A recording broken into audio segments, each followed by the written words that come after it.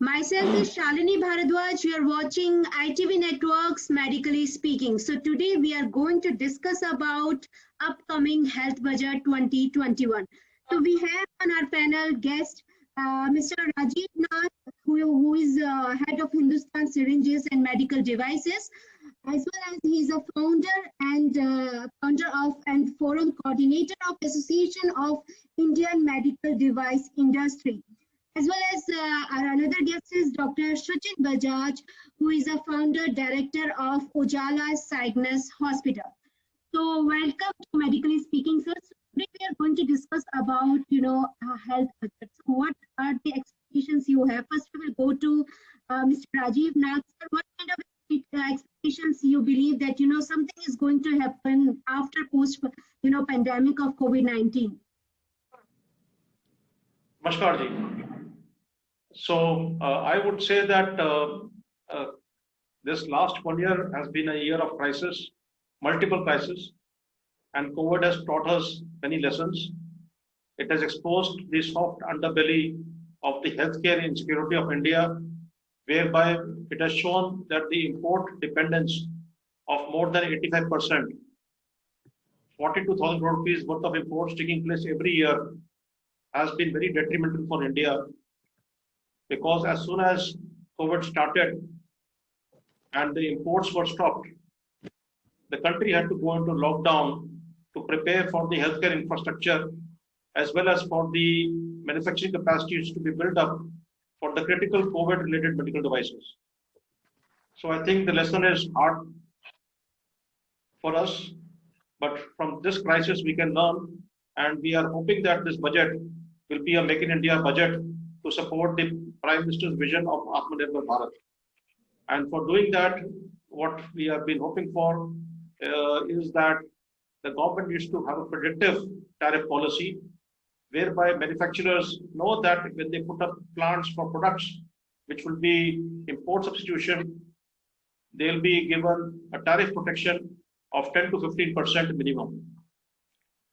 Normally, WTO allows up till 40% tariff protection.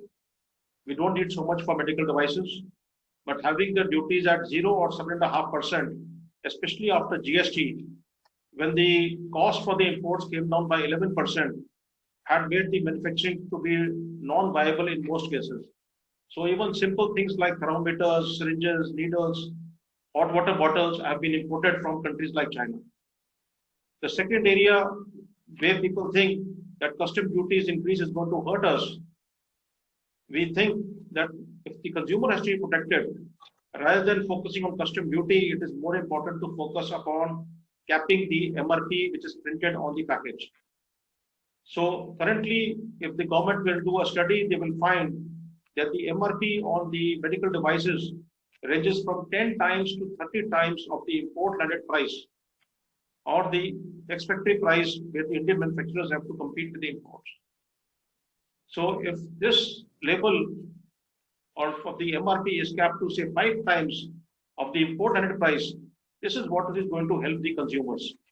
It will also help the doctors and the hospital profession, which is reeling under a very strange position of COVID, where on one side they had many COVID patients and on the other side they had hardly any non-COVID patients.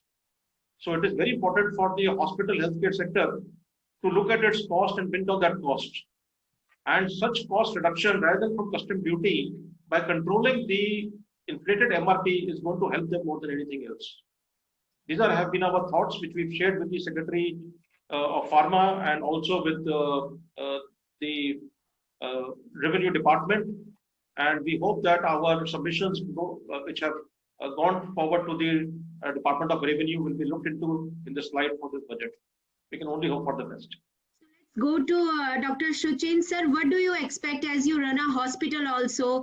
You have gone through the crisis also during COVID-19. So what do you expect this particular situation and the time we have gone through?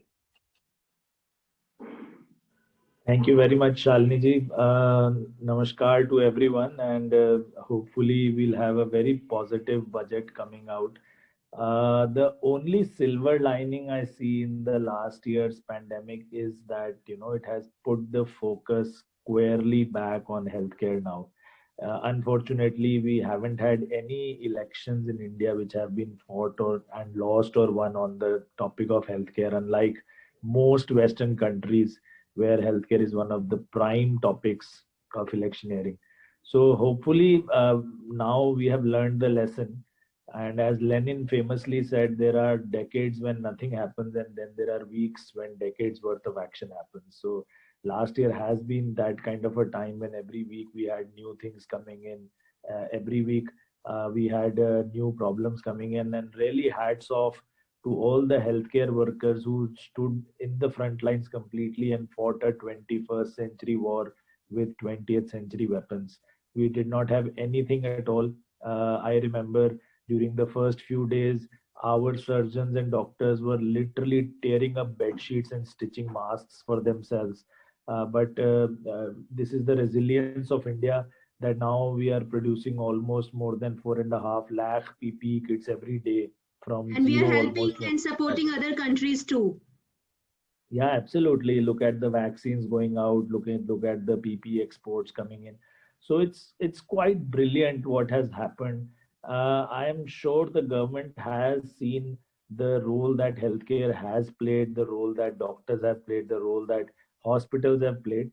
And see, hospitals in general are a very unattractive industry to be in right now, because everything the hospitals do is labeled as a industry. They are taxed at the same rates, their lands are at the same rates, they have one of the most expensive human resources working for them, so they don't get any benefits at all. But I'm sure if the government thinks of providing benefits to hospitals, especially hospitals working in small towns where the real need is, I think that will go a long way in providing high quality and low cost healthcare to the communities that currently do not have access, communities that are currently forced to come to big cities to access healthcare.